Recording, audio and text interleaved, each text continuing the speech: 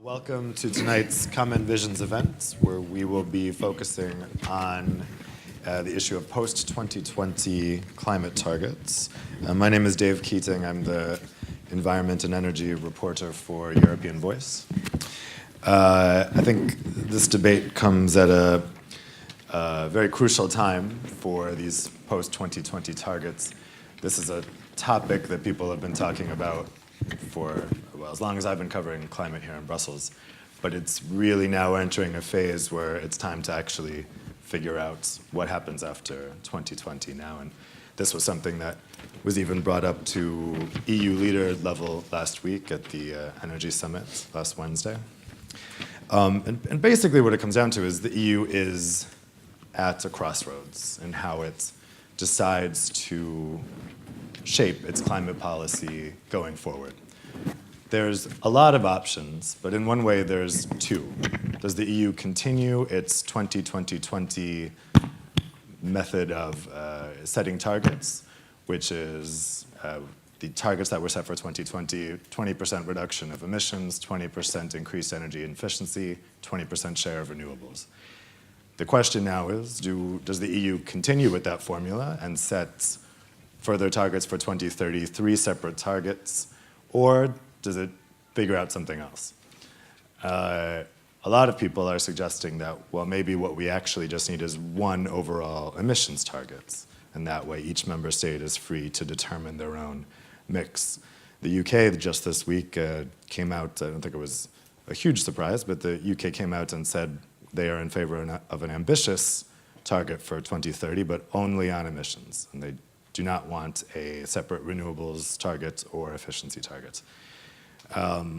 Some people say, well, that's perfect. It will allow member states freedom and flexibility to get to this objective in the best way possible for their particular circumstance. Other people say if you don't set these specific targets like renewables and efficiency, the EU can't get to where it is because it'll just be too open-ended. And all this is taking place in the context of some larger, quite serious debates in Europe.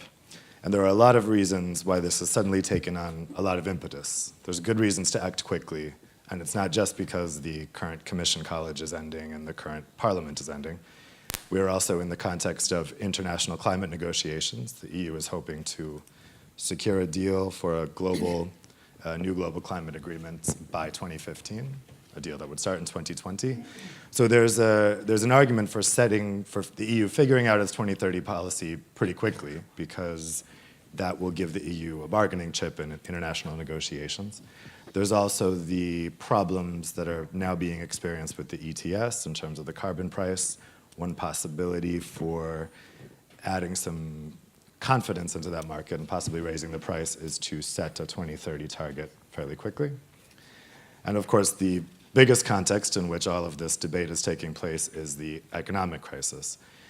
We're obviously in difficult economic times, and at the same time, the EU is facing record energy prices, which was the focus of the European Council last week.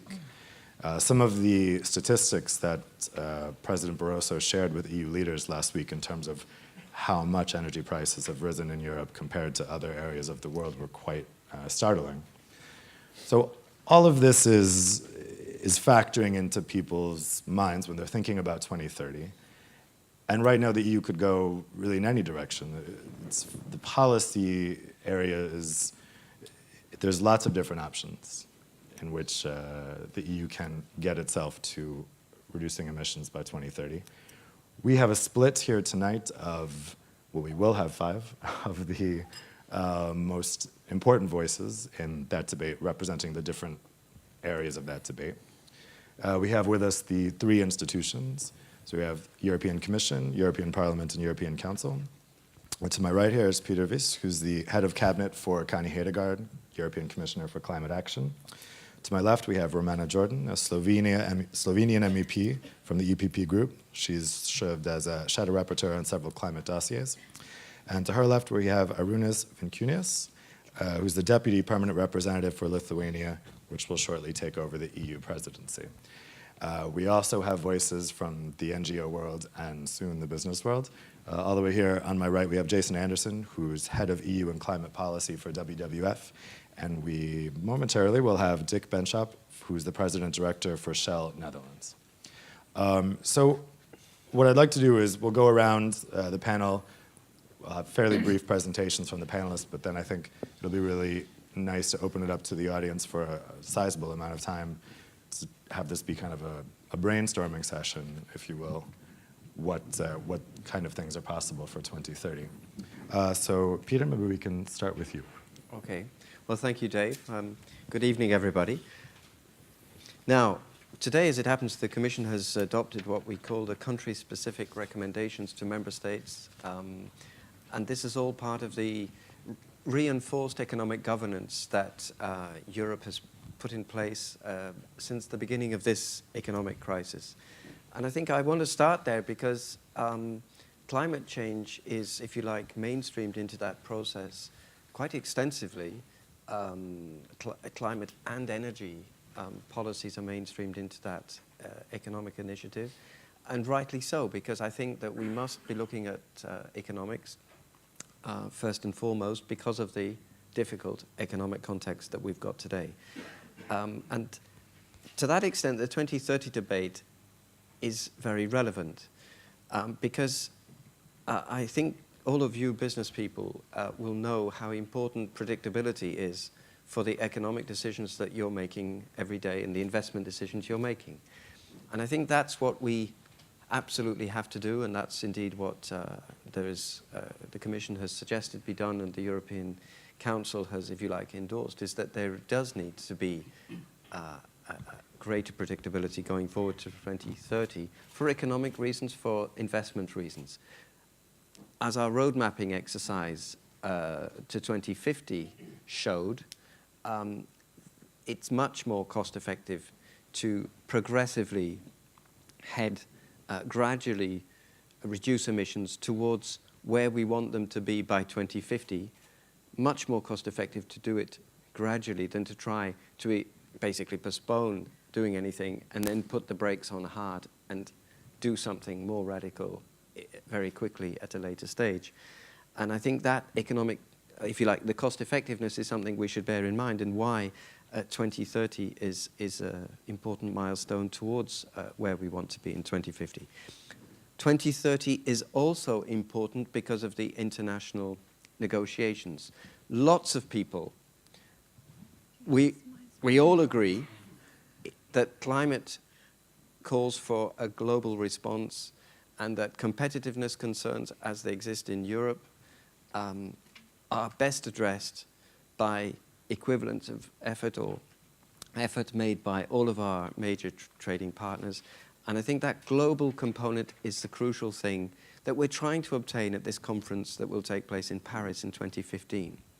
And clearly, the European Union cannot go to that conference without knowing its own level of ambition, which in effect will, the agreement would comprise commitments going through beyond 2020. We don't quite know in what timescale, but the new treaty, the post-Kyoto regime, it has to be built around ambition levels, and the EU must know its own ambition level. And if we haven't got that 2030 vision in place by then, we can't expect there to be global agreement. It's as simple as that. And we want a global agreement. So that's, where we've got to go. And of course, we need there to be, in 2030, at a global level, sufficient ambition. And I say that ambition is something that we've got to always be looking at. It's an issue to 2020, but it's particularly an issue to 2030 and 2040, where, if you like, ambition levels are not yet set at the international level, but where we know from the scientific opinions that are, if you like, validated by the International Panel on Climate Change, we know where we ought to be getting by 2050. So we need sufficient ambition, we need predictability, and we need global coverage. Those are the things that the climate energy framework in 2030 should provide. There is, in the European Union, a toolbox with a lot of tools in it, plus all the tools that member states apply at national, regional, and municipal level. We mustn't ever forget that. There's an awful lot of good things that should and are being done at the local level or the national level. But at the European level, there are a number of instruments in our toolbox, and one of those is the emissions trading scheme. The European Council said last week it wanted a well-functioning emissions trading scheme. That was a welcome endorsement. The proposal for backloading is, of course, the subject of debate in the European Parliament, actively being discussed. The Commission remains of the view that that backloading proposal is needed in order to, if you like, safeguard the effectiveness of the emissions trading scheme, not just in delivering the environmental outcome that was decided for 2020, but just as much for incentivizing the right investments to be made so as to stay on that cost-effective trajectory beyond 2020. And we need all the other instruments that are there. There are 3 other instruments in the European Parliament right now: CO2 standards for cars and vans, fluorinated gases, biofuels, ILUC proposal, and there is soon to be a proposal on the maritime sector. Those are things which also, of course, have to be done. So it's not an ETS-only toolbox.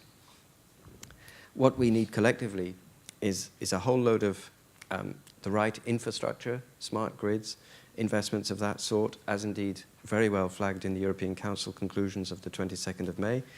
We need continued fuel switching from solid fossil fuels to natural gas, and of course from natural gas to low carbon and carbon-free energy sources.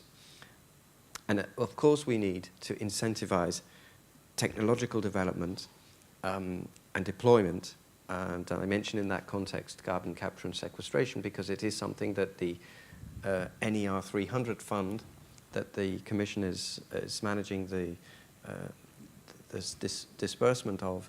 It's a fund which it's just going through a second phase now, but we're hoping to have sort of renewables and CCS technologies supported by that, at least supported in part. So I think taken together, the 2030 framework is indeed one of the crucial deliverables for this year for the Commission, and indeed for the coming 12 months at the wider European level. Thank you, Dave. Thanks very much. Next, let's hear from Romana about the European Parliament's perspective on this.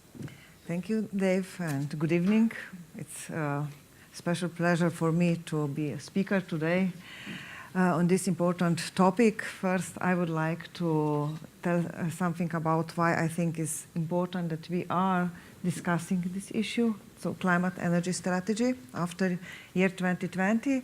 Then I will explain what are lessons learned from the current policies in the field of climate change and energy, and then what I think how we should go on after year 2020. So why I think we need a post-2020 climate and energy policies? Because I believe to science. I think that we have to take very seriously into account their warnings, although I am not always in favor of what is proposed from the Commission, but I think that we have to take very seriously into account the need for global reduction of greenhouse gas emissions. Energy is the biggest polluter. What will happen in energy sector is very important. To decarbonize energy sector, we will need huge investments. And investments in energy field are investments for several decades. So we really have to define now and very clearly show what is our line after year 2020. And next argument was already mentioned by Peter. In year 2015, we are expecting international agreement, global agreement, and I think we should be prepared on it. But we have to be prepared so that we will be flexible enough, because we don't know what kind of ambition will be there, what kind of ambition of international political community. So we have to be flexible in this way. And my next reason why we should talk about it is because we have to remind ourselves about decision which was taken already in year 2000 with Lisbon strategy. We said at that time that our way, European way, is sustainable development. And my opinion is that we forget about this promise because we were focused more or less only on environmental part. What about other two parts, which are social welfare and competitiveness? How can we talk about competitiveness if our energy prices are several times higher than, for example, energy prices in United States?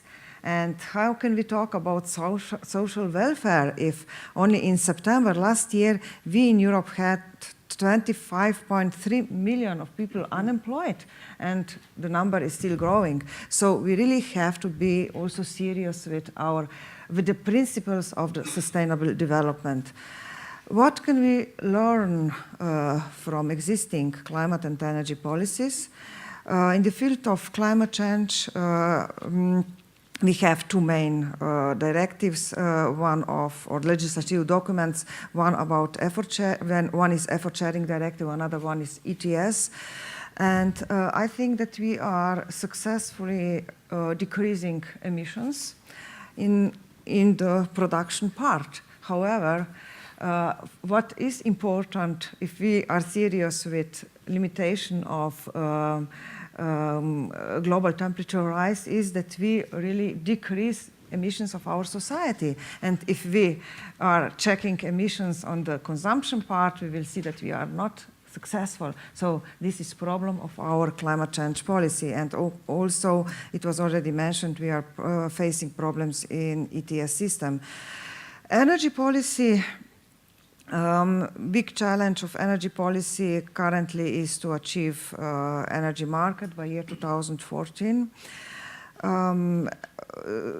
Till now, energy system is decarbonizing very successfully. Competitiveness is, as I already mentioned, a big problem of this sector.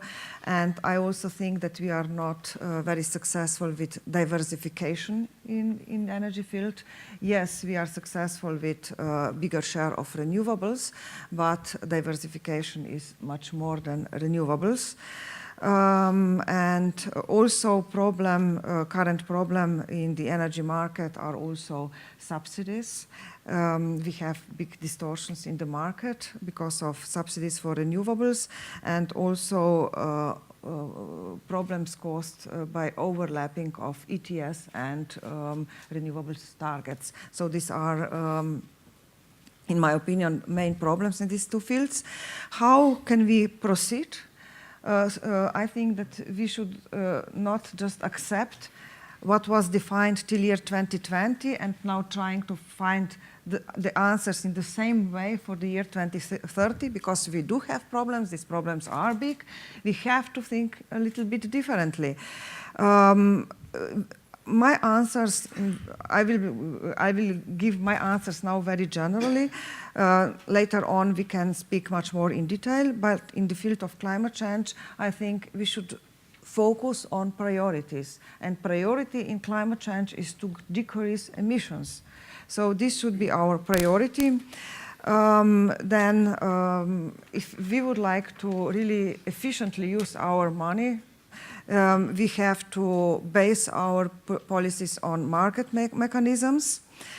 I think that we have to create legislative environment where potential investors could find some confidence. So I'm not in favor of fast changes. I'm not in favor of changes before year 2020.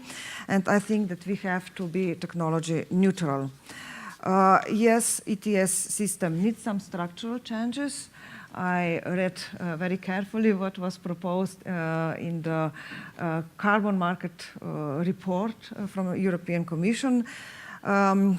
Options 1 to 3 are, for me, actually following the same strategy, and they all include some changes before year 2020, what I think is not good. Options 4 and 5 are options to extend ETS to different sectors and on international credits.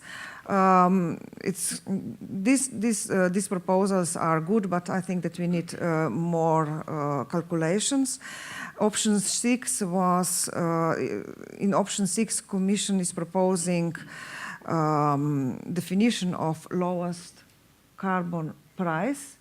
If we are taking into account this option, we have to be aware that in this case we are transforming something what was defined as market mechanism into politically strongly regulated mechanism. So it's quite a big change. I'm not so much in favor.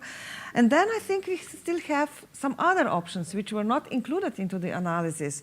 For example, what about the changing system into so that we will simplify it, that we will not have this overlapping legislation? What about considering the options to have only one ambitious CO2 reduction target till year 2030?